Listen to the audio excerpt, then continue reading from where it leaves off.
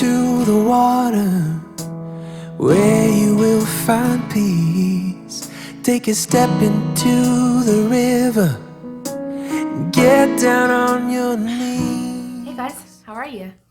Happy Wednesday. It is Wednesday. It's August the 26th. Yes. And it is D-Day. And I just say that because this is the last day for us to prepare for Hurricane Laura. Turns out we may be on the lucky side. Time will tell. They always do a last dance in the water before they make landfall. As of right now, it looks like it's moving more east of us. Pretty much for landfall. We are still in the brink of a hurricane warning, which just means we'll get hurricane-like conditions. One of the first rain bands are about to move on to shore soon.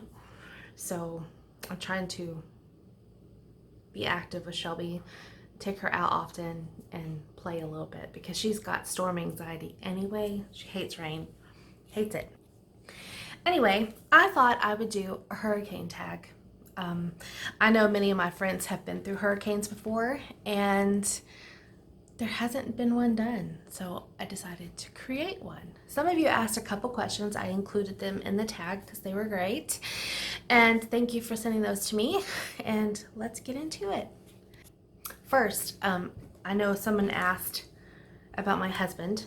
As you guys know, he works in the oil industry field, and yes, he is at work today. They're doing hurricane prep, which is mandatory, obviously. Excuse me, is mandatory.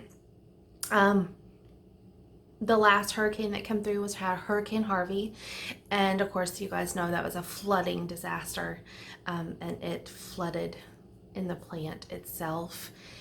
Their control room it was bad. It was very bad. So each storm that comes through, we learn lessons and we learn preparation ideas. Part of this tag is to educate, for those who are growing older and maybe facing their first hurricane, and other is just so you can learn another different part of my life. So let's hop into it. The first question is, how many hurricanes have you been through? And I will tell you Hurricane Alicia, Hurricane Rita, Hurricane Ike, Hurricane Harvey, and now we're prepping for Hurricane Laura. Hurricane Alicia was a Category 3. Hurricane Rita was initially in the water was a Hurricane 5, but I think she came on shore as a Hurricane 2, maybe a Category 3, not 100% sure. Hurricane Ike was a 4. Hurricane Harvey was a 4. Hurricane Laura is a 4. No, not yet. Almost. She is projected to come on shore as a Category 4. The last update, she was 5 miles per hour below that. So right now she's a Cat 3. There is possibility she could actually come on shore at a Category 5, which would be probably the biggest hurricane that has hit this area in a very long time. Category 4 does a ton of damage, and a lot of it will depend on what kind of storm it is. Alicia I don't know what to classify that. I was a kid. I don't know if she was classified as a windstorm or a rainstorm. I know there wasn't a lot of flooding at the time. We lived on the bay and we did evacuate. Oh, that's a question in a minute. We did evacuate, but again, I was a kid, so I don't know. Hurricane Rita was a windstorm. Hurricane Ike was a windstorm. That one was pretty harsh, pretty brutal. We lost power for weeks. We had a lot of pecan trees around our house, and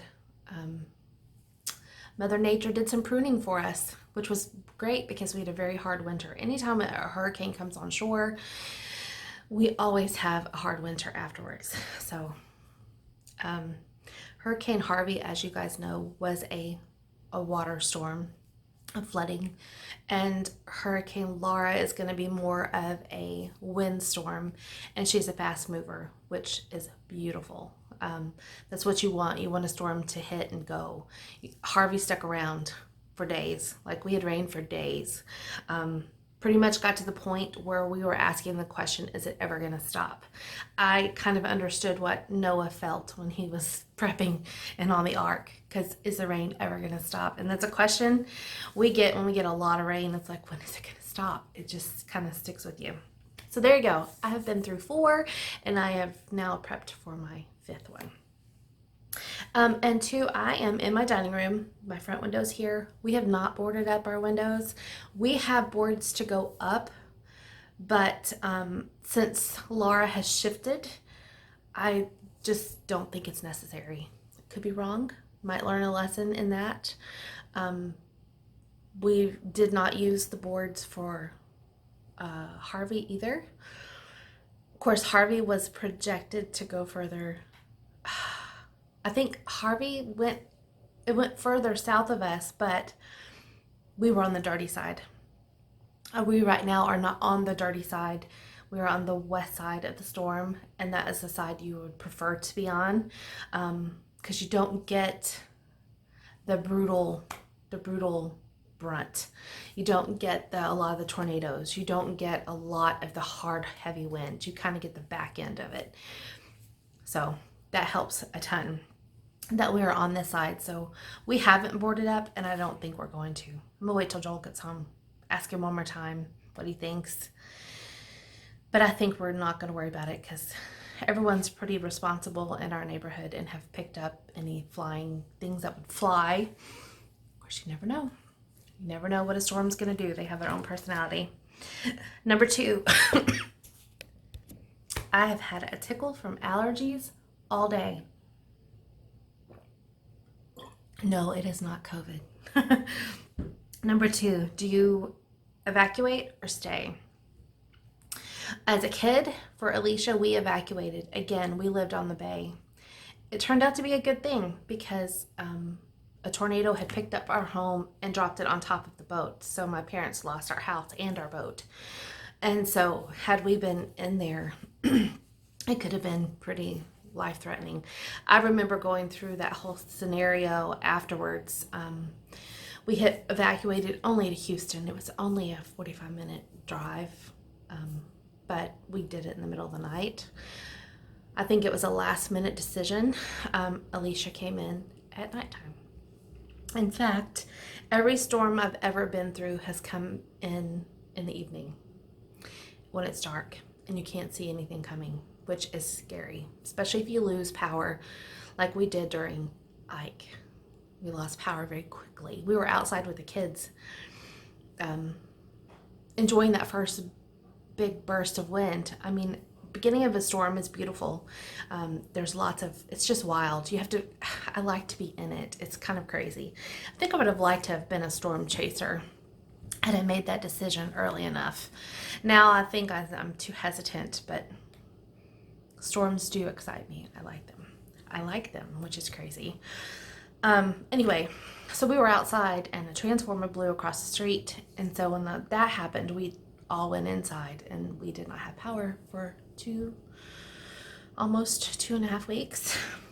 It was crazy, but we gathered at family, and we had, like, I think I shared this yesterday, that we had stayed with family, and we also had a whole home generator there, so we had power, and the kids did not go without. So we were well taken care of, which I've come to the conclusion that even right now where I'm at, our tribe, friends, family in the area, we all have our strengths, and they're different than someone else. Where I may not prepare, someone else has already prepared, and we kind of just come together and take care of each other, which is great. I love living in a community like that.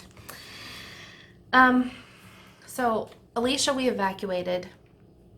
Rita, I took the kids and evacuated because when I made that decision, she was a cat. She had been a cat 5, and that's the worst. That's like the worst storm you could ever have.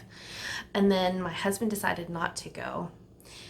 My sister-in-law and mother-in-law, they were trying to get her to, they evacuated. They ended up turning around coming back. Because if you do not know that story, I will link an article down below, but we had a bad traffic jam all over the place because everybody evacuated at the same time, all together. All the mandatory evacuations that were called at the same time. And we were in a mandatory evacuation at that time. And so I felt responsible for these little kids because they were little. The twins were little. And Kristen was little. I don't know. They might have been, I'd have to look back and see how old they were. I don't know. They were little. And so, I felt very in charge of these little people. Of course, where we evacuated to, didn't get a direct hit because it wasn't on the coast, but they got a big brunt of it, and we had no power, and I could not come home because roads were blocked with debris. So not only did we spend 12 hours in a car stuck in traffic to go 2.5 hours, then I couldn't go home where I had power and a husband and my home was fine. Go figure. So that was the only time I have evacuated as an adult. I just wasn't doing it again.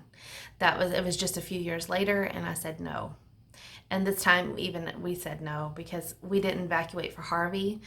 And that was a pretty hard storm that come through. We weren't really prepared very much. I mean, I guess we kind of were,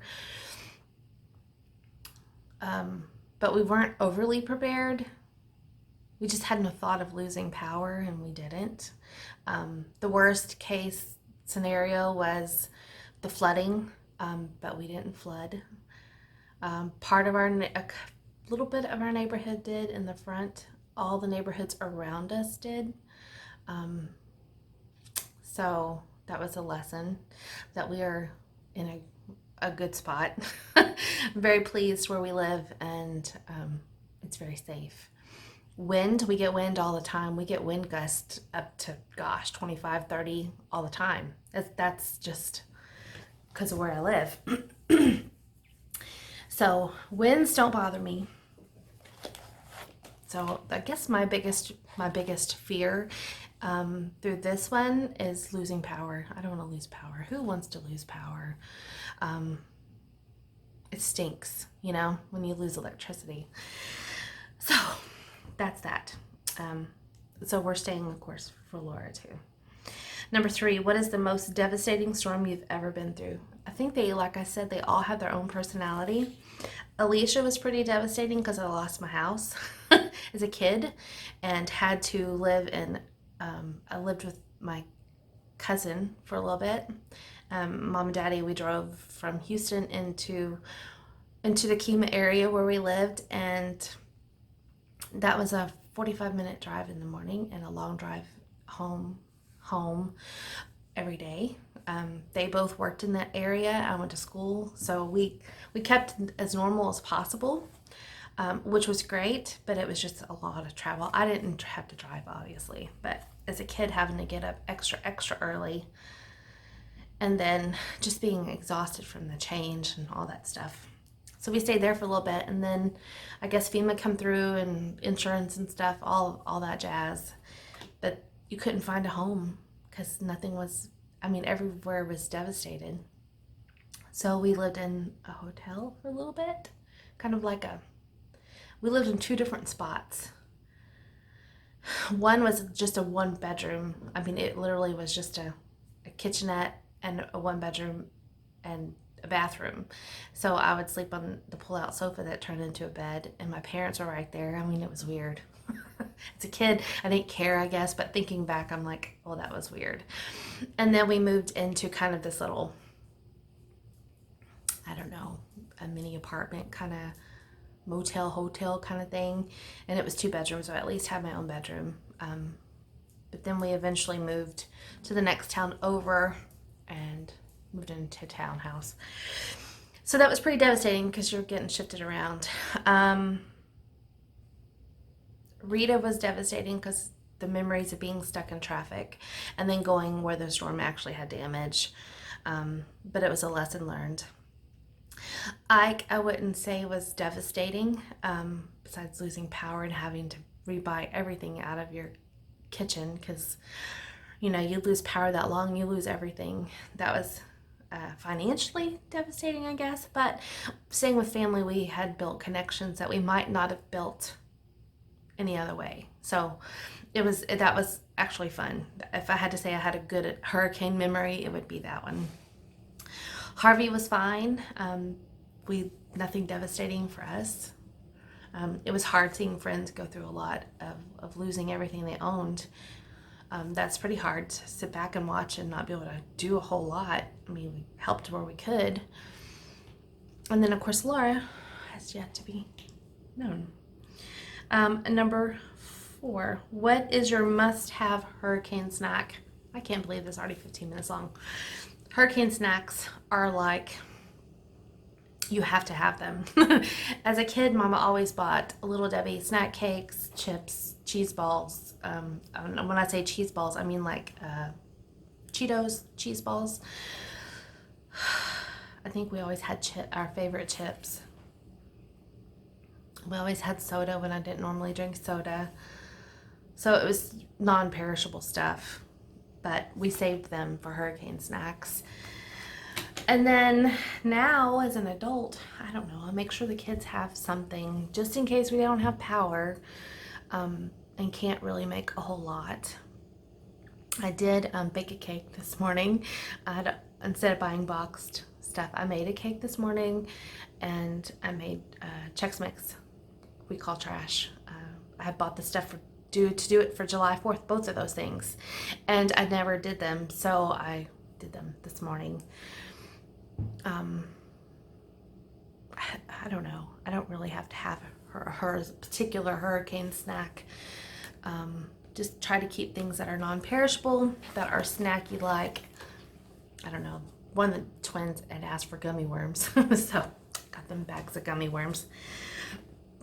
Number 5, a hurricane party. No, not usually, because I've had kids and, we want to keep things calm for them and all that stuff. Now, I will tell you, during Harvey, we went to a neighbor's house who was having a hurricane party, but once the rains started moving in, we went home because you don't want to be stuck in that. Those rain bands can be strong.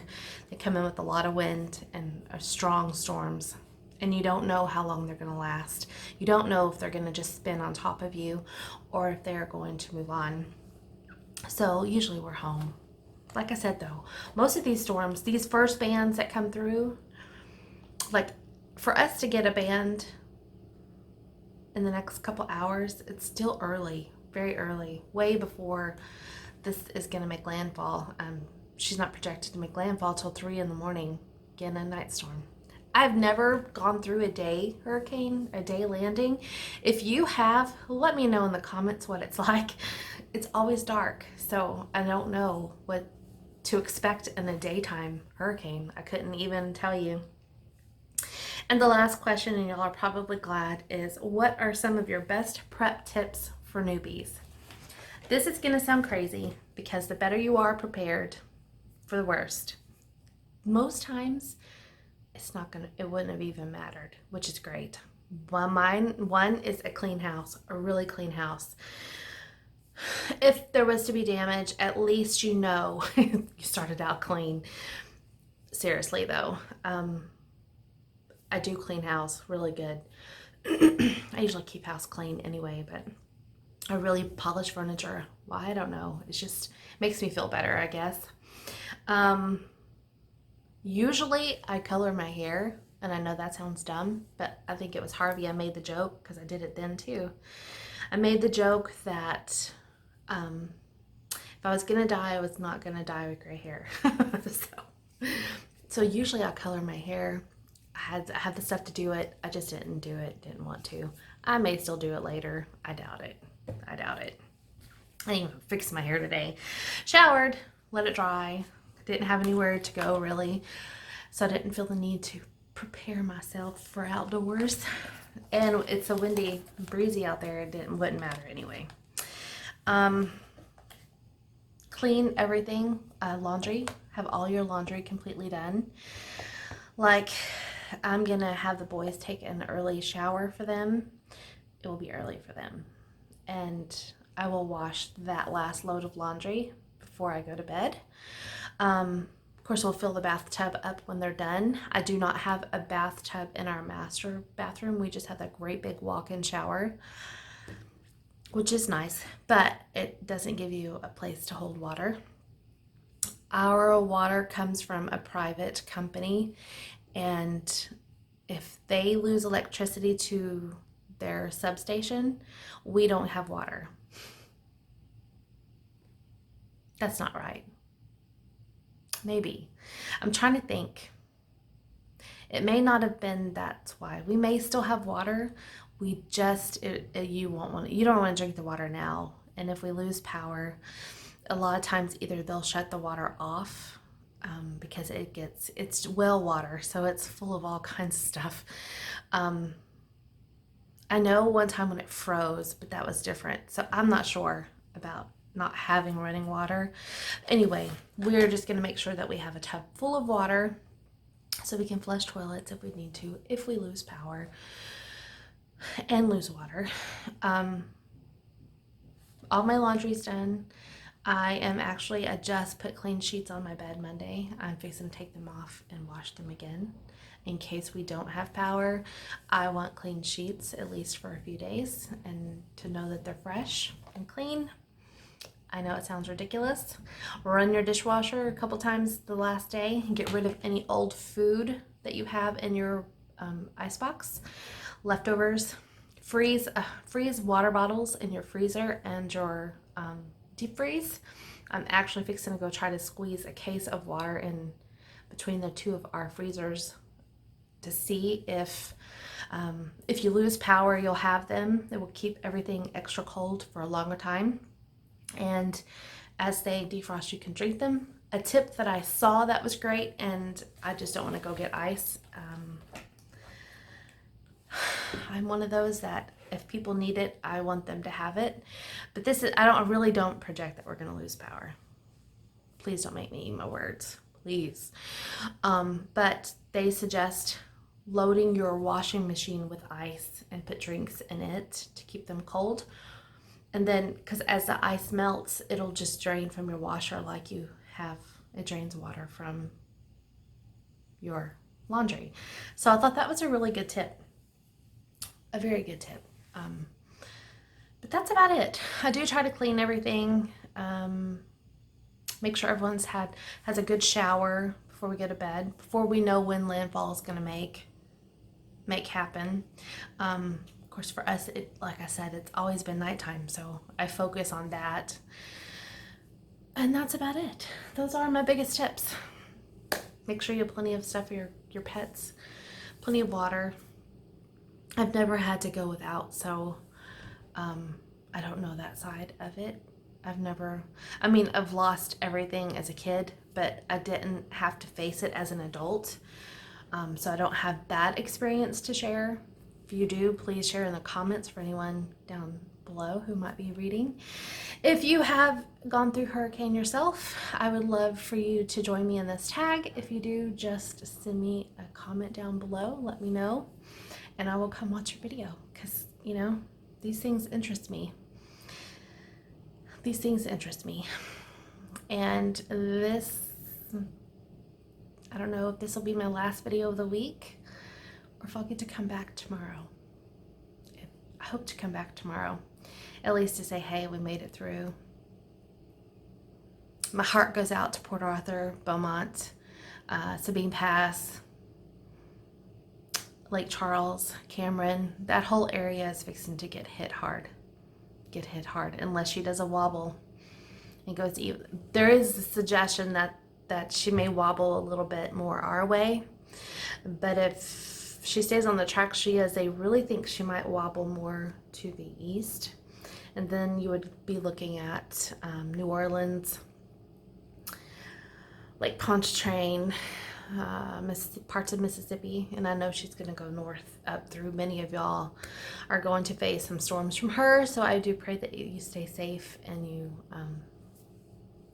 you are well and healthy and strong. So for now, I bid you a fond farewell, and I will see you in the next video.